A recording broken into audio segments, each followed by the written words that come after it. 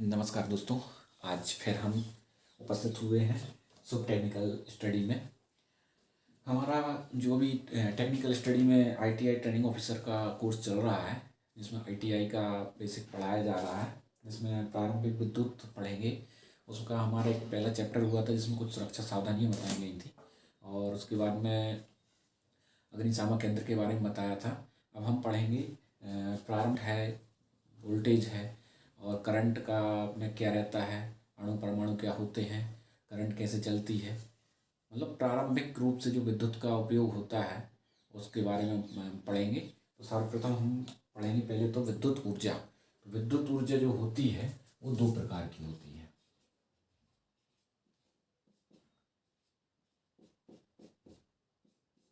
विद्युत ऊर्जा होती है दो प्रकार की। पहली होती है स्थिर विद्युत,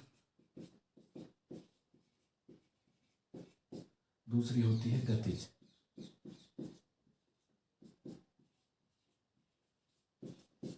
स्थिर विद्युत और गतिज विद्युत। स्थिर विद्युत जो होती है वो ज़्यादा उपयोगी नहीं होती, उसको हम एक स्थान से दूसरे स्थान पर ट्रांसमिशन के द्वारा ट्रांसफर नहीं कर सकते हैं। जबकि गतिज विद्युत जो होती है उसको एक स्थान से ले जाके दूसरे स्थान पर हम इसका उपयोग कर सकते हैं। जैसे हमारे यहाँ पे जैसे अमरकंटक ताप विद्युत गृह से जो विद्युत बन रही है उसको हम आल मध्य प्रदेश में कहीं भी हम ट्रांसमिशन के द्वारा गतिज विद्युत के रूप में होती है जो उसको हम पहुँचा सकते हैं। लेकिन स्थिर विद्युत जो होती है उसको हम किसी भी स्थान पर नहीं। विद्युत जो होती है, स्थिर विद्युत का उपयोग सीमित रहता है, इसलिए हम इसका उपयोग ज़्यादा नहीं होता है। लेकिन गतिज विद्युत जो होती है उसका उपयोग ज़्यादा होता है और बड़े पैमाने पर इसका उपयोग हम करते हैं। गतिज विद्युत जो होती है ये भी दो प्रकार की होती है। पहली होती है एसी, मतलब प्रत्यावर्ती धारा,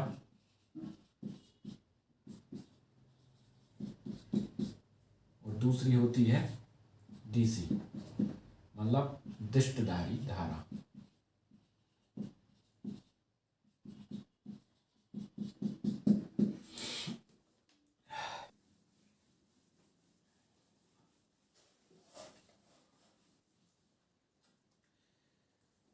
पढ़ेंगे इलेक्ट्रॉन, दूसरा है प्रोटॉन, तीसरा है न्यूट्रॉन। इलेक्ट्रॉन होते हैं, नेगेटिव चार्ज होता है इनमें, प्रोटॉन में पॉजिटिव चार्ज होता है, और ये न्यूट्रल होते हैं। तांबा में इलेक्ट्रॉन होते हैं 31, जो एक निश्चित कक्षा में ऑर्बिट में घूमते हैं। जैसे सूर्य के चारों ओर पृथ्वी और अन्य ग्रह चक्कर लगाते हैं, सेंट्रीफ्यूगल फोर्स के कारण, गुरुत्वाकर्षण के कारण वो अपनी निश्चित कक्षा में घूमते हैं सौरमंडल में। जैसे ये सूर्य है, इसके चारों ओर अन्य ग्रह अपनी अपनी कक्षा में घूमते हैं और एक दूसरे से सेंट्रीफ्यूगल फोर्स के कारण, मतलब गुरुत्वाकर्षण के कारण एक दूसरे से जुड़े रहते हैं और एक दूसरी कक्षा में नहीं जाते हैं। ऐसे ही इलेक्ट्रॉन एक कक्षा से एक दूसरे के गुरुत्वाकर्षण के बंधे होते हैं।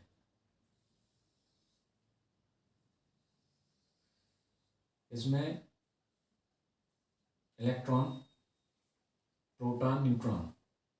तो प्रोटॉन पॉजिटिव होते हैं लेकिन वो गति नहीं करते, और न्यूट्रॉन न्यूट्रल होते हैं। इलेक्ट्रॉन गतिमान होते हैं जो इस ऑर्बिट के चारों ओर गति करते हैं। एक कक्षा, दो, तीन, ऐसी चीज चार कक्षाएं होती हैं जिनमें 1, 2, 3, 4, और इनको हम नाम देते हैं K, L, M, N। अब इसमें निरंतर, इसमें 2 इलेक्ट्रॉन, इसमें 8, इसमें 18 और इसमें 32 इलेक्ट्रॉन होते हैं। जैसे हम तांबा का देखें तो तांबे में कितने इलेक्ट्रॉन होते हैं, पहली कक्षा में 2। इसको हम समझने से पहले इसमें जो फार्मूला लगता है, जो 2n², इस फार्मूले पर इलेक्ट्रॉन कक्षा में बढ़ते हैं।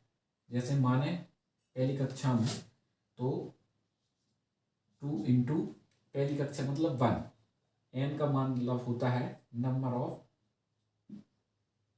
ऑर्बिट, जिस कक्षा में है उस कक्षा का क्रमांक। तो 2 इंटू 1 पहली कक्षा है तो पहला, इंटू स्क्वायर, जो आया 2 एकम 2 और उसका एक ही है तो 2, पहली कक्षा 2।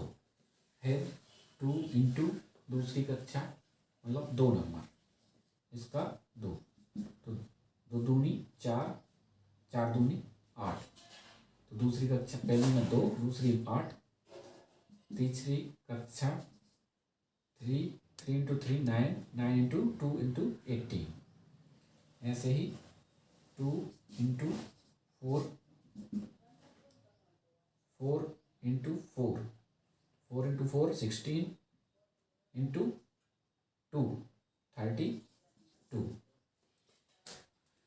इसमें होता है 2, पहली कक्षा 1 है, इसमें स्क्वायर लगा 2 की घात लगी है, इसका 1 2 बार करेंगे तो 1 इंटू 1 तो आएगा 1, तो 2 इंटू 1 करेंगे तो आएगा 2। फिर सेकंड कक्षा को नंबर सेकंड कक्षा का 2 है तो यहाँ पे 2 लिया, इस पे 2 की घात लगी हुई है, तो 2 दूनी 4, 4 दूनी 8, तो ये हो गया 8। फिर इसके बाद में 3 नंबर कक्षा में 3 का आ गया 2 से, तो 3 इंटू 3 हो गया 9, 9 इंटू 2 हो गया 18। फिर इसके बाद में 4 चौथी कक्षा आई, तो चौथी कक्षा में 4 चौके 16, 16 दूनी 32। तो ऐसे 4 कक्षाओं में इनको वितरित किया जाता है, 2 8 18 32, 1 2 3 4 KLMN के रूप में हम इनको व्यक्त करते हैं। अब हम इसको माने कैसे, सबसे पहले तांबा का इलेक्ट्रॉन कितने होते हैं 31। अब 31 को हम सबसे पहले इस कक्षाओं में कैसे कैसे इनको बांटते हैं, तो सबसे पहले के वाली जो कक्षा है उसमें अपन कितने रहते हैं 2 इलेक्ट्रॉन, तो 2 पहली कक्षा में हो गए 2, तो अब कितने बचे इलेक्ट्रॉन 29, 31 में से 2 गए, बचे कितने 29। दूसरी कक्षा में कितने हैं 8 आ गए, तो यहाँ पे 29 में से 8 गए तो बचे कितने 21 इलेक्ट्रॉन। तो तीसरी कक्षा में 18 चले गए तो कितने बचे 3 इलेक्ट्रॉन। तो अंतिम कक्षा में कितने बचे 3 इलेक्ट्रॉन जी। तो तांबा का जो 31 इलेक्ट्रॉन होते हैं तो 2 8 18 और लास्ट में 3 इलेक्ट्रॉन। जिस कक्षा में चौथी कक्षा में कम इलेक्ट्रॉन होते हैं तो वो बहुत अच्छा चालक माना जाता है, जिसमें हमारे यहाँ पे सबसे अच्छा चालक चांदी को माना गया है।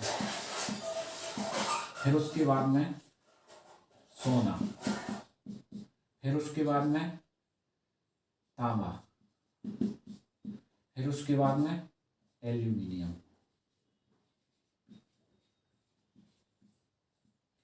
दोस्तों चांदी सबसे अच्छा चालक है, लेकिन महंगी धातु होने के कारण सोना चांदी दोनों महंगी धातु होने के कारण इनका उपयोग हम नहीं कर पाते हैं, इसलिए हम तांबा और एल्यूमिनियम का यूज करते हैं। सर्वाधिक उपकरणों में तांबा और एल्यूमिनियम ही मिलेगा।